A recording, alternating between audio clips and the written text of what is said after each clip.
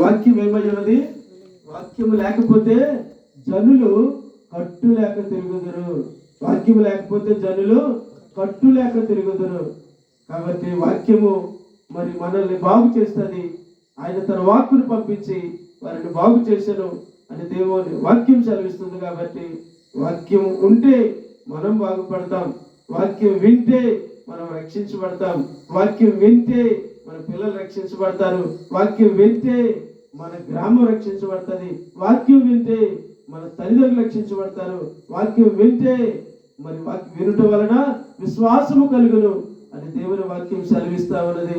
కాబట్టి నా ప్రియ దేవుని బిడ్డలారా, 119వ కీర్తన 130వ వచనంలో నీ వాక్యములు వెల్లడగుట తోడనే వెలుగు కలుగును, అవి తెలివి లేని వారికి తెలివి కలిగించును. తెలివి లేని వారికి తెలివి కలిగించేది దేవుని వాక్యము. ఏమండి? తెలివి లేని వారికి తెలివి కలిగించేది దేవుని వాక్యము. ఏమండి? మరణములో ఉన్నవారిని జీవములోకి నడిపించేదే దేవుని వాక్యము. నరకమునకు జారుచున్న వారిని ఏమండి మరి బయటికి లాగేదే దేవుని వాక్యము. అగ్నిలో పడి నాశనం అయిపోయే వారిని బయటికి లాగేదే ఆ దేవుని వాక్యము. అగ్నిలో నుంచి లాగినట్లుగా వారిని బయటికి లాగినటువంటి దేవుడు. మీరు కూడా ఆ యొక్క పరిచర్యలో అనేక మందిని, నాశనం అవుతున్న వారిని, ఏమండి నరకంలోకి జారిపోతున్న వారిని అగ్నిలో నుంచి లాగినట్లుగా లాగాలి. పరిశుద్ధ గ్రంథంలో లోక సువార్తలో 11వ అధ్యాయంలో 33వ మాటలో ఇలాగ వ్రాయబడి ఉంది. నా ప్రియ దేవుని బిడ్డలారా, ఎవడను దీపమును వెలిగించి చాటు చోటునైనను కొంచెము కిందనైనను పెట్టడు, కానీ లోపలికి వచ్చి వారికి వెలుగు కనబడుటకు దీప స్తంభము మీదనే పెట్టును. దేవునికి స్తోత్రం. బోలో యేసు మహారాజ్ కి, బోలో క్రీస్తు మహారాజ్ కి. ప్రియమైన దేవుని బిడ్డలారా, ఎవరైనాను దీపమును వెలిగించి చాటు చోట్లో పెడతారా అండి? ఒక మూలలో పెట్టేస్తారా? ఎక్కడ పెడతారు చెప్పండి? విద్యుత్ దీపాలు లేకముందు ఏమండి ఒకప్పుడు కిరోసిన్ దీపాలు వాడేవాళ్ళం, అవునా కదా? సాయంత్రం అయ్యేసరికి ఆ బుడ్డి నిండా కిరోసిన్ నింపేసుకుని చక్కగా ఒత్తేసుకుని రెడీ చేసుకునే వాళ్ళం. దాన్ని అంటించి రాత్రంతా కూడా ఆ వెలుగు మనకుంటున్నట్లుగా దాన్ని లాంతర్లో పెట్టేవాళ్ళం. అది ఎక్కడ పెట్టేవాళ్ళం చెప్పండి? ఆ లాంతరు చెప్పండి, గోడ మీద కానీ ఒక పాకైతే పెండికి కానీ తగిలించేసి ఉంచేవాళ్ళం. ఎందుకని? వచ్చిపోయే వాళ్ళకి వెలుగు కనబడడానికి. ఆ వెలుతురులోనే భోజనాలు చేసేవాళ్ళం. గుర్తుందండి? ఆ వెలుతురులోనే రాత్రి అంతా కూడా మనము మరి ఒకవేళ చీకటి అయిపోయాక ఎవరైనా మన చుట్టాలు వచ్చారని కోళ్ళు పట్టుకుని కోస్తే ఆ వెలుతురు ల్యాంప్లో ఏమండి ఆ వెలుతురులో ఆ లాంతర్ తాలూకు వెలుతురులోనే దాన్ని కట్ చేసి బాగు చేసి శుభ్రంగా కూర ఉంటుండేవారు. ఆ వెలుతురులోనే భోజనాలు చేసేవాళ్ళు. ఆ వెలుతురు తెల్లవారులు ఉండాలని ఆ గోడ మీద పెట్టేవారు. అలాగే నా ప్రియ దేవుని బిడ్డలారా, ఎవడను దీపమును వెలిగించి ఎక్కడ పెట్టడండి? మరుగు చోటున, చాటు చోటున పెట్టడు. ఎక్కడ పెట్టాలి చెప్పండి? దీపస్తంభం మీద పెడితే అది అందరికీ కనబడుతుంది. ఒకవేళ దీపాన్ని వెలిగించి నువ్వు కొంచెం కింద పెడితే అది ఆరిపోద్ది. ఎందుకంటే దీపం వెలగడానికి ఆక్సిజన్ కూడా అవసరం. మరి గాలిలో ఆక్సిజన్ ఉండదు కాబట్టి అక్కడ కొంచెం కింద పెట్టినటువంటి దీపం ఆరిపోద్ది. ఆ రోజుల్లోని నొలక మంచాలు ఉండేవి, గుర్తుందా అండి? అది మరి వేడి కోసము ఏం చేసేవాళ్ళండి? ఆ కుంపటి పెట్టుకుని ఆ మంచం కింద పెట్టుకునేవారు ఇలాంటి చలికాలంలో. అప్పుడు ఈ వెచ్చదనానికి నిద్ర పట్టి, అలాగే ఎవరైనా మరి డెలివరీ అయినా మరి పురటాలకు కూడా మంచం కింద ఆ నిప్పులతో కూడినటువంటి కుంపటి పెట్టేవారు. కొంచెం తల్లి బిడ్డకి ఏం చేయాలి? వెచ్చదనం కలగాలని. ఇప్పుడు మరి తల్లి బిడ్డను ఎక్కడ పెడుతున్నారు?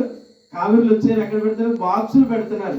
అంటే ఆ వెచ్చదనం, అమ్మ కడుపులో ఉన్నటువంటి వెచ్చదనం బిడ్డకు కలిగి ఆ యొక్క కామెర్లు తగ్గాలని, లేదా ఆ తర్వాత బాగున్న బిడ్డని ఎండలో కట్టండి అని చెప్పేసి అంటా ఉన్నారు.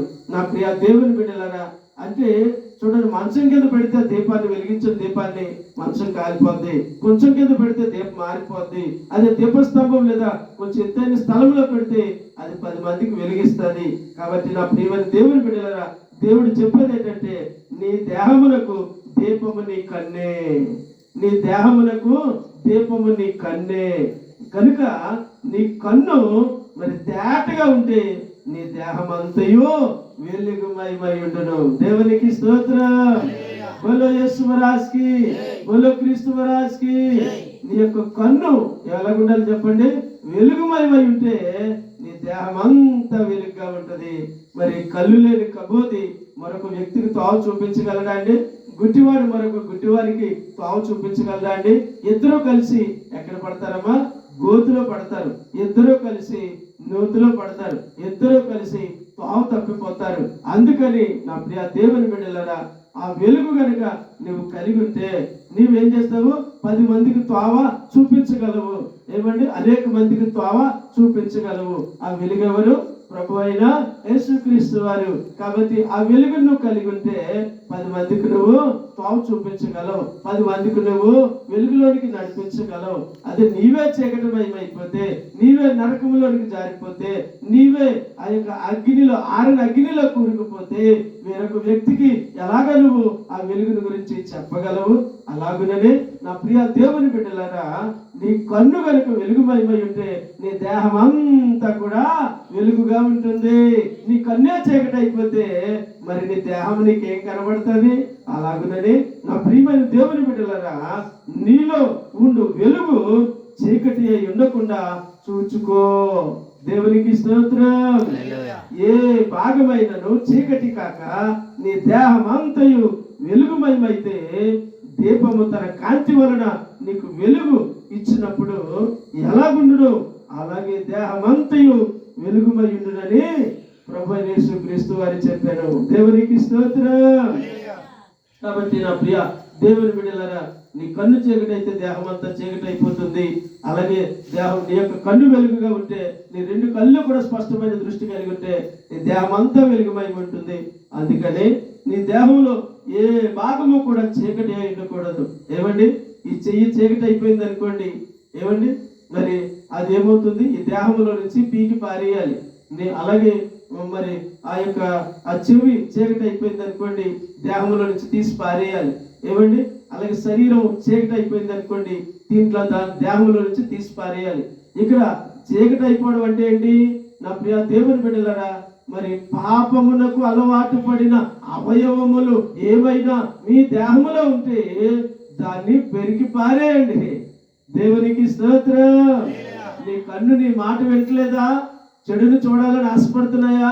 పీకి పారేయండి. నీ చేతులు నీ మాట వింటలేదా? చీకటికి అలవాటు పడ్డాయా? పీకి పారేయండి. నీ దేహంలో మరి ఏ పార్ట్ అయినా ఏ భాగమైనా మరి నీ మాట వినటం లేదా? దాన్ని పీకి పారేయండి. అన్ని అవయవాలు కలిగి నువ్వు నరకంలో పడట కంటే ఒక అవయవం లేకుండానైనా సరే నువ్వు మారు మనసు పొంది పాపక్షమాపణ పొంది రక్షణ సంపాదించుకుని పరలోక రాజ్యంలోనికి వెళ్ళొచ్చును. పరలోక రాజ్యంలో ఏమి లేదు చెప్పండి? అవయవ లోపం లేదు. మహిమ దేహముతో, మహిమ వస్త్రములతో, ఏమిటి మహిమతో నువ్వు ఉంటావు. దేవునికి స్తోత్రం.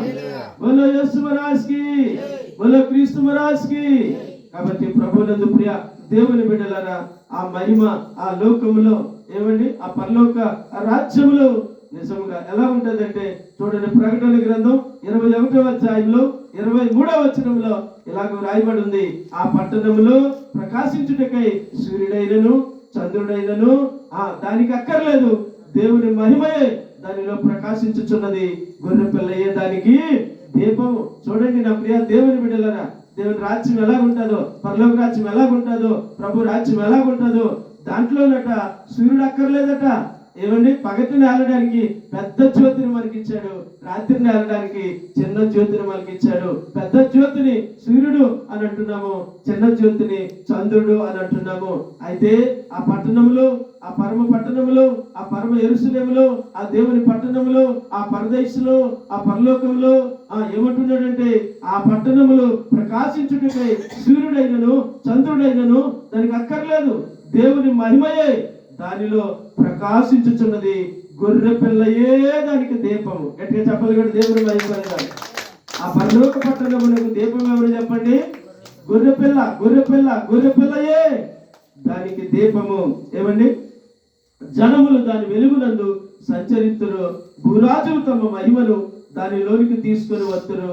అక్కడ రాత్రి లేనందున దాని గుమ్మములు పగటి వేళ ఏమాత్రమును వేయబడవు.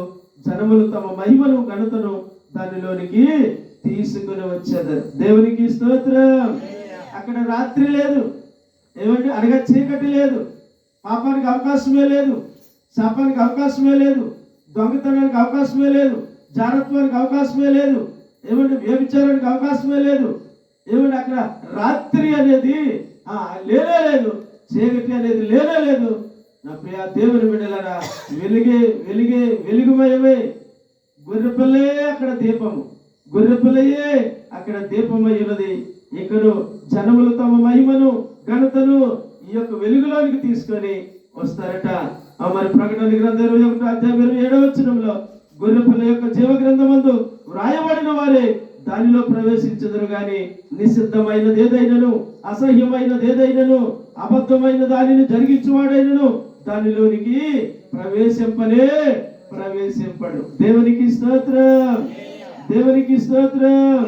చూడండి, గొర్రె పిల్ల యొక్క జీవ గ్రంథమందు ఎవరి పేరైతే వ్రాయబడిందో వారే దానిలో ప్రవేశిస్తారు. మరి నేను ఈ రాత్రి దేవుడు నీకు ప్రశ్న వేస్తా ఉన్నాడు. గొర్రె పిల్ల జీవ గ్రంథమందు నీ పేరు రాయబడిందా? గొర్రె పిల్ల జీవ గ్రంథమందు నీ పేరు రాయబడిందా? మరైతే మరి నీవు అలా రాయబడితే ఆ పరలోక పట్టణంలోనికి, గొర్రెపిల్ల దీపముగా ఉన్నటువంటి పట్టణంలోనికి నువ్వు ప్రవేశించగలవు. లేకపోతే ఎక్కడ చెప్పండి? నిన్ను తోసిస్తారు. ఎక్కడ చెప్పండి? నరకంలో. నువ్వు సమాధానం చెప్పలేదనుకో, 2 చేతులు కట్టుకొని నిలబడ్డావనుకో మౌనంగా, నిన్నేం చేస్తారు? అగ్నిలో నరకాగ్నిలో నిన్ను త్రోసివేస్తారు. అక్కడ అగ్ని ఆరదు, పురుగు చావదు. ప్రియ దేవుని బిడ్డలారా, నిషిద్ధమైనదేది పరలోక రాజ్యంలో ప్రవేశించదు, అసహ్యమైనదేది పరలోక రాజ్యంలో ప్రవేశించదు, అబద్ధమైనదేది పరలోక రాజ్యంలో ప్రవేశించదు. నా ప్రియ దేవుని బిడ్డలారా, అలాంటిది ప్రవేశింపవు. ఈ రాత్రి దేవుడు నిన్ను అడుగుతూ ఉన్నాడు, నువ్వు పరలోక రాజ్యంలో ప్రవేశించాలంటే గొర్రెపిల్ల రక్తంలో కడగబడాలి. యేసుక్రీస్తుని నమ్మాలి. గొర్రెపిల్ల రక్తంలో కడగబడాలి. నీ పాపాలు ఒప్పుకోవాలి. నీ పాపాలు ఒప్పుకొని మారు మనసు పొంది పాపక్షమాపణ పొంది యేసుక్రీస్తుని ఆయన నువ్వు కనుక అంగీకరించగలిగితే ఈ రాత్రి ప్రభు నీలోనికి వస్తారు, నీ దగ్గరికి వస్తారు, నేను అంగీకరిస్తారు, నీ పాపాలన్నీ క్షమిస్తాడు. పాపాలు క్షమించడానికి ఆయనకి అధికారము కలదు. అప్పుడు నీ పేరు జీవ గ్రంథమందు రాయబడుతుంది. ఒకవేళ జీవ గ్రంథమందు నీ పేరు రాయబడకపోతే నువ్వు ఆరని అగ్నిలో, ఆ 2వ మరణములో నువ్వు త్రోసివేయబడతావు. అక్కడ అగ్ని ఆరదు, పురుగు చావదు, బాధా సంబంధమైన పొగ యుగములు లేచును. ఆ వేదనకరమైన స్థలంలోనికి నువ్వు వెళ్తావా? లేదు. ఇదిగో అనిత్యత్వము, అనిత్య జీవము, ఆ అమరత్వము, ఆ పరలోకము, ఆ పరిశుద్ధ పట్టణంలోనికి వెళ్ళాలని ఆశపడుతున్నావా? Let us pray. ప్రార్థన చేసుకుందాం. Come on everyone, kneel down and pray to the God. ఈ రాత్రి ఆ పరిశుద్ధ పట్టణం నాకు కావాలయ్యా.